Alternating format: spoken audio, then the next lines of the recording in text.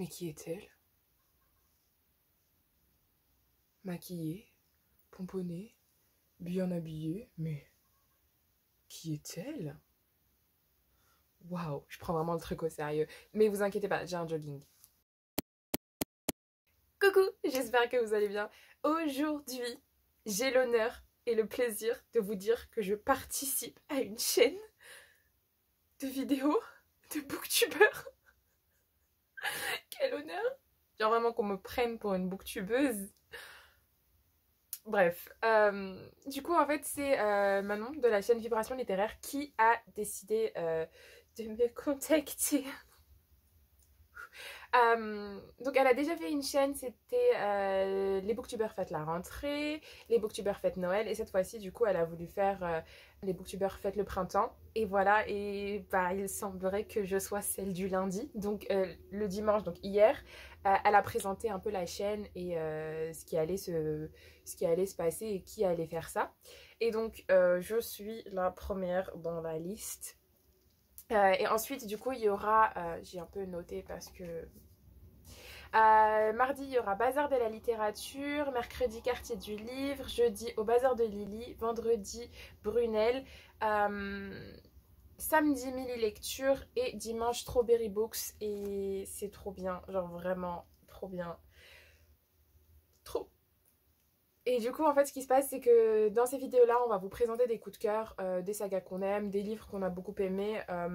Et moi, du coup, je me suis dit, pourquoi pas, en fait, vous parler des gros coups de cœur que j'ai eus pendant cette période de confinement. Parce que,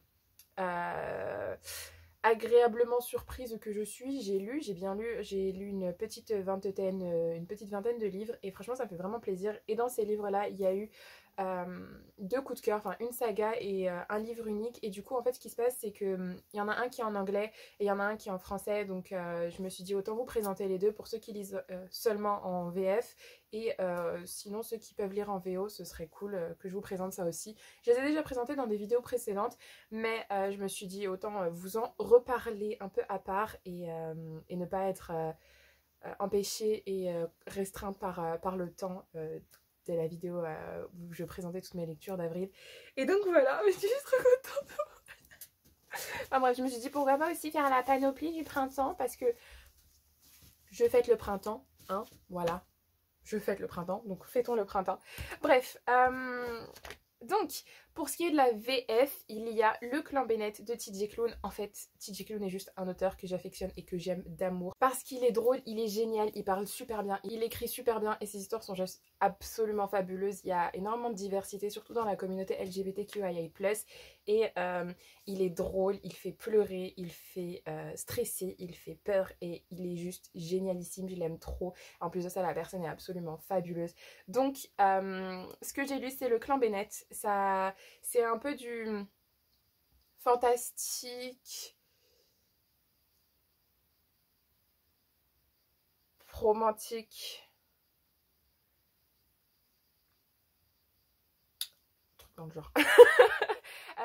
Tu sais, avec des loups-garous, des sorciers, enfin c'est juste absolument merveilleux. C'est l'histoire de Ox qui a une vie assez triste, mais il vit assez bien. Enfin, il est, comment dire, il a tous les symptômes autistes, et il a été mal aimé par son père, mais il a une mère très aimante. Il n'est pas trop aimé par les gens autour de lui, mais ouais. Ils sont partis? Ils sont partis faire des courses. Oh, mais un flic. Non. Aïe aïe aïe.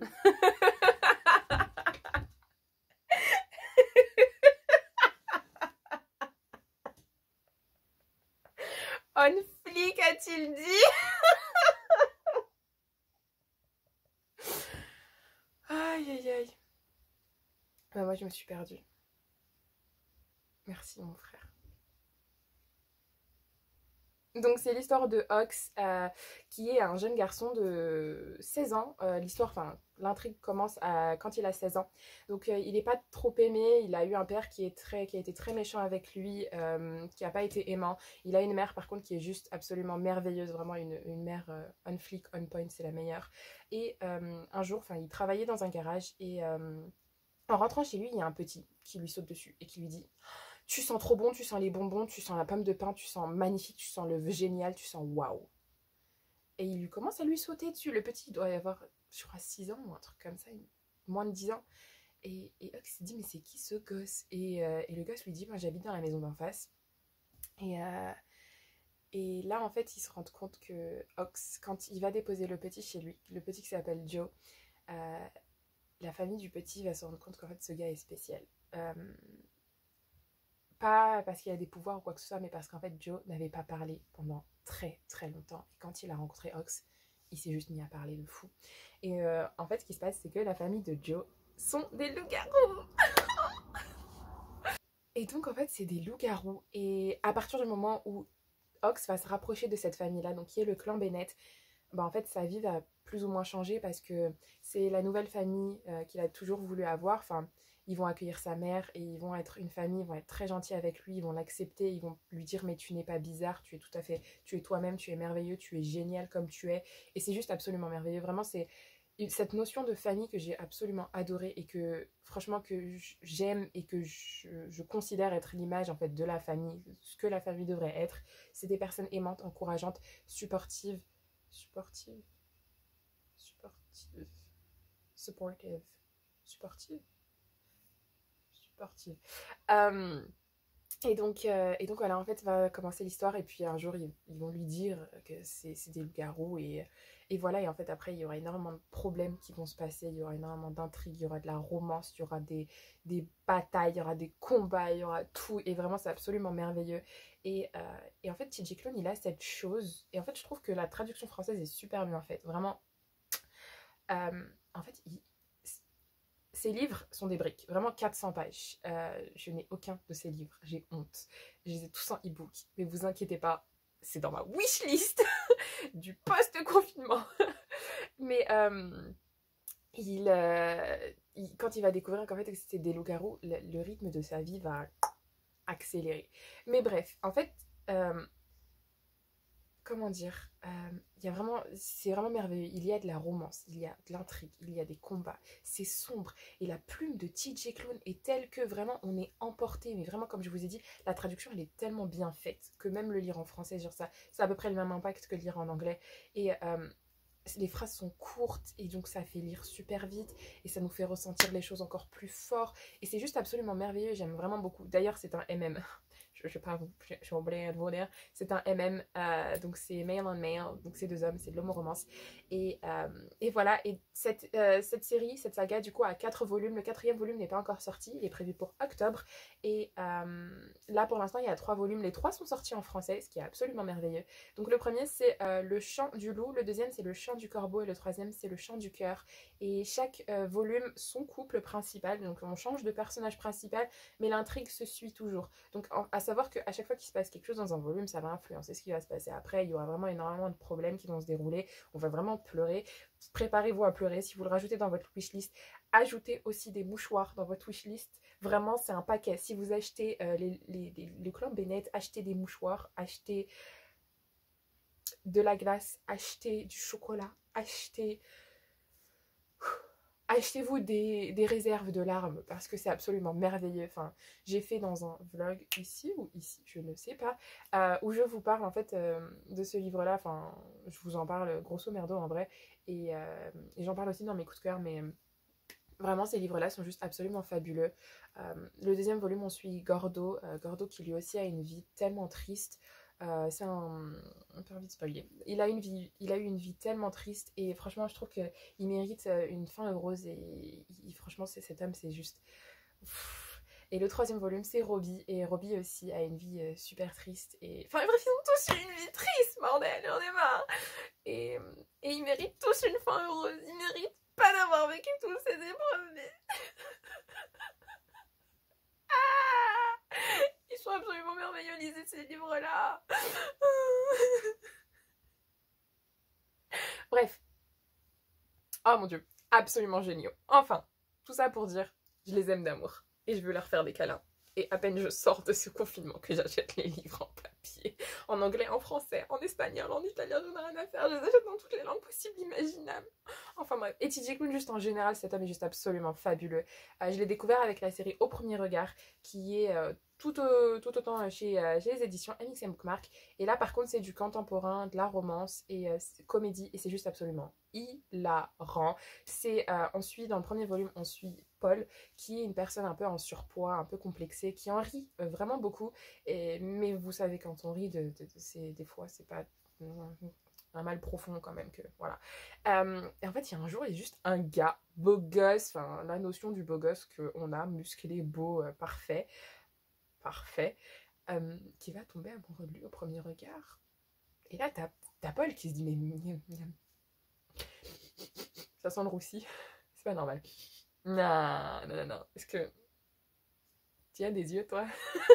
Et donc c'est absolument hilarant. Et donc Vince, qui est le beau gosse, va tout faire pour attirer l'attention de Paul. Et Paul qui est juste absolument hilarant avec son meilleur ami Sandy, qui lui a le deuxième volume, qui est Dis-moi que c'est réel. Non, dis-moi que je rêve. Premier volume, c'est Dis-moi que c'est réel. Deuxième, c'est Dis-moi que je rêve. Et vraiment, c'est Sandy, c'est drag queen. Drag queen. Et juste, j'aime tellement ce personnage. Je l'aime d'un amour fou. Oui, ces livres-là sont aussi dans ma wishlist. Bref, je les ai lus, je les ai relus, je les ai re-relus et vraiment l'e-book en anglais est absolument hilarant, le livre en français est tout aussi drôle, vraiment coup de cœur. Cet auteur, je l'aime trop et du coup j'envisage de lire ses romans, d'enchaîner ses romans très très très prochainement, mais je vous le recommande. Enfin bref. Pour ce qui est de la VO, on a Aïcha Atlast qui est de Ousmane Jalaluddin aux éditions Berkeley. Donc c'est que de la VO, c'est pas du VF, ça n'a pas été traduit en français. Et ce livre-là, je l'aime d'amour pour la simple et bonne raison qu'il y a une représentation d'une femme musulmane voilée et aussi d'un homme musulman qui a un peu la dégaine qu'on n'apprécie pas trop, hein. C'est-à-dire qu'il porte le qamis, il porte le chapeau et il porte la barbe, et il salue pas les femmes, voilà. Et enfin, il leur parle, mais il les touche pas, il ne les regarde pas dans les yeux. Et voilà, enfin, il est réservé. Voilà. Et en fait, c'est l'histoire du coup de Aïcha qui est professeure des écoles, qui voudrait être poète et qui souffre un peu de son image dans le sens où elle est voilée et du coup les gens se font une image d'elle, que ce soit au sein de la communauté musulmane, que la communauté générale, la société en général, parce que dans la communauté ils peuvent se dire oui, bah, elle est habillée comme ça, donc elle n'est pas vraiment si pieuse que ça, alors que dans la société c'est ah, elle est voilée, extrémiste, oppressée, elle aime pas, elle veut montrer ses cheveux, mais en fait quelqu'un l'a forcé. Bref, ce genre de choses. Et donc en fait un jour elle va présenter un poème, enfin elle va aller dans un lounge, enfin pas un bar, où elle va présenter un poème et elle va rencontrer du coup Khalid qui est l'homme barbu en prémisse avec le chapeau. Et lui aussi il va se faire une idée d'elle en disant mais pourquoi une femme voilée musulmane est dans un endroit où on sert de l'alcool. Et elle va présenter ce poème qui est juste absolument merveilleux, fabuleux, que j'aime d'amour, que j'ai essayé de traduire, mais vraiment c'est tellement beau que vraiment ça mérite une traduction. Rien que le poème mérite une traduction. Ça parle juste du fait que le regard des gens parfois est vraiment faussé parce que les a priori, les préjugés sont absolument atroce. On ne connaît pas une personne, mais on la juge sur sa tenue, on la juge sur sa façon de se tenir et sa façon de parler aux autres. Alors qu'en fait, peut-être que la personne n'est pas comme ça. Par exemple, elle dit, vous me regardez, vous pensez à des terroristes, vous pensez à des fondamentalistes, des fanatiques. Vous vous dites que je suis une femme qui est oppressée, qui ne sait pas ce qu'elle veut, qui est forcée de faire ce qu'elle fait. Alors que vous vous dites pas qu'en fait, moi, je suis là, je suis moi, j'ai un cerveau, je pense, je parle. Mais alors demandez-vous, moi, qu'est-ce que je vois quand je vous vois? Je vois une personne qui ne pense pas et qui ne sait pas. Et moi, je trouve ça c'est absolument fabuleux. Ce poème est vraiment merveilleux. Et ce livre dégage énormément de messages, que ce soit pour la communauté musulmane que pour les personnes à l'extérieur de la communauté qui ont peut-être un regard qui juge en fait les personnes qui sont habillées telles que ils veulent s'habiller. Certes, il y a des personnes qui sont forcées, mais il y en a d'autres, une bonne majorité, qui acceptent et qui le portent par grand plaisir. Et du coup, je trouve que c'est bien parce que ça parle aussi d'idées de se marier jeune, de se marier tôt, d'être célibataire, de trouver l'amour, des préjugés. Et c'est vraiment beau. Et c'est à la fois drôle, c'est à la fois poignant. Et je trouve que la fin me rappelle vraiment les telenovelas. C'est un peu les feux de l'amour, les amour, gloire et beauté vers la fin parce qu'il y a eu juste des retournements de situation qui sont absolument fabuleux. Mais vraiment, l'histoire est géniale. Donc, je vais vous faire quand même un petit topo de l'histoire. Donc, Aïcha, qui est professeure et qui veut être poète, qui écrit des poèmes. Vraiment, elle écrit très très bien. Enfin, son poème est juste fabuleux. Donc elle va rencontrer Khalid qui lui a des préjugés et lui est victime d'islamophobie et de racisme au sein de son travail. Donc une de ses patronnes veut le virer parce que justement il est comme il est. Et donc en fait ils vont se rencontrer et Khalid va avoir un préjugé sur Aïcha parce que pourquoi une femme comme ça parle avec un homme, pourquoi est-ce qu'elle présente un poème dans un endroit où on vend de l'alcool. Et donc voilà, et ils vont se retrouver par la force des choses en fait. La cousine d'Aïcha est censée aider à organiser une convention dans sa mosquée, sauf que elle a la flemme de le faire et donc elle va demander à sa cousine Aïcha d'y aller. Et donc Aïcha va y aller, sauf que l'imam en fait dans sa tête, pour lui c'est Hafsa, donc c'est la cousine d'Aïcha qui est censée y être. Et donc il va dire ah Hafsa merci, et elle n'a pas eu le temps de dire que non moi je m'appelle Aïcha, c'est pas Hafsa, Hafsa elle peut pas venir. Et donc elle a décidé en fait de continuer avec le flow et de dire que c'est Hafsa. Et elle va y voir Khalid et ils vont se rapprocher et ils vont développer des sentiments et de l'amitié surtout. Ils vont se rapprocher et ils vont justement un peu casser ces barrières de préjugés et d'a priori. Et donc ils vont vraiment beaucoup se rapprocher et entre-temps aussi, il y a aussi la mère de Khalid qui cherche une femme pour son fils et elle va tomber sur Hafsa, la vraie Hafsa. Et voilà, et après du coup il y a un petit quiproquo, un petit tournement de situation, un petit twist. Et franchement c'est juste absolument merveilleux cette histoire, elle vaut vraiment le coup, elle fait quoi, 350 pages. Je trouve que même pour ceux qui lisent pas tant en VO, le niveau de langue est vraiment pas compliqué. Je pense que de toute façon, c'est pas un, ouais, le niveau est pas très compliqué. Franchement, je trouve que, en plus, c'est écrit gros. C'est un langage. Enfin, les seules choses qui pourraient peut-être poser problème sont les termes musulmans. Enfin, les termes musulmans, oui. Les termes arabes, arabo-musulmans, qui sont employés dedans. Mais en soi, franchement, votre ami Docteur Google peut vous aider dans ce genre de situation.